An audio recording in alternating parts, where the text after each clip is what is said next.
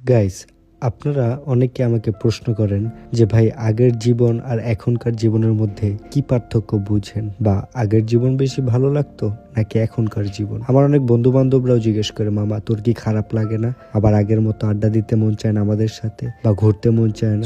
সব কোশ্চেনের কিছু উত্তর আজকে এই ভিডিওতে দিব।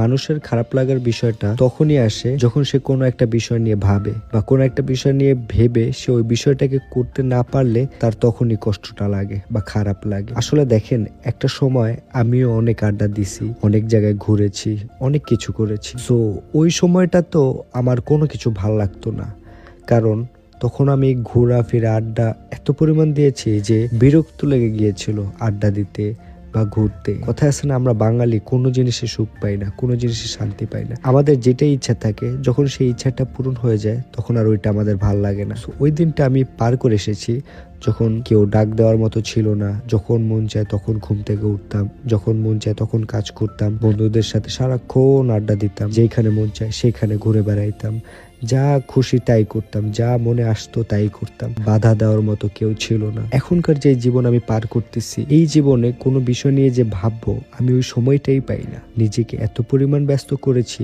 যে খারাপ লাগা বা ভালো লাগার বিষয় ভাবার সময়ই নেই। এই যে সারাদিন কাজ করি, সকালে আসি, দেন সারাদিন কাজ করে আবার বাসায় যাই, ক্লান্ত শরীর নিয়ে খাওয়া দাওয়া করে যখন ঘুমিয়ে পড়ি, কিসের সুখ আর কিসের দুঃখ ভাবার কোনো সময় নেই।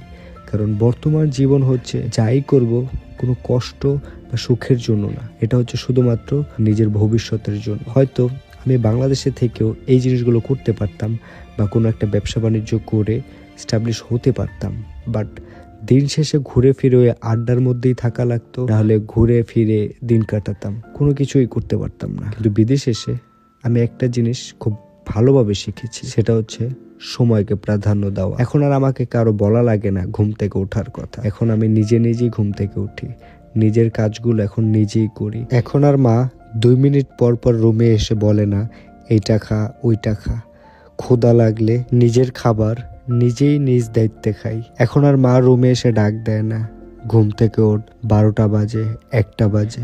এখন সেই ভোর 5টার দিকে নিজের অ্যালার্ম শুনে নিজেই ঘুম থেকে উঠে যাই কাজে যাওয়ার জন্য। একটা সময় ছিল যখন বন্ধুদের কলে বিরক্ত হয়ে ফোন অফ করে রাখতাম, কিন্তু এখন সারাক্ষণ ফোন অন থাকলেও কেউ আর ফোন দেয় না। আর ভুলবশত যদি কারো ফোন এসেও পড়ে, কথা বলার সময়টুকু নাই। বিদেশ আপনাকে যা কিছুই দেখ না কেন, 3টা জিনিস আপনাকে অবশ্যই দিবে, সেটা হচ্ছে সময় কি জিনিস তা আপনাকে শিখাবে এই বিদেশ।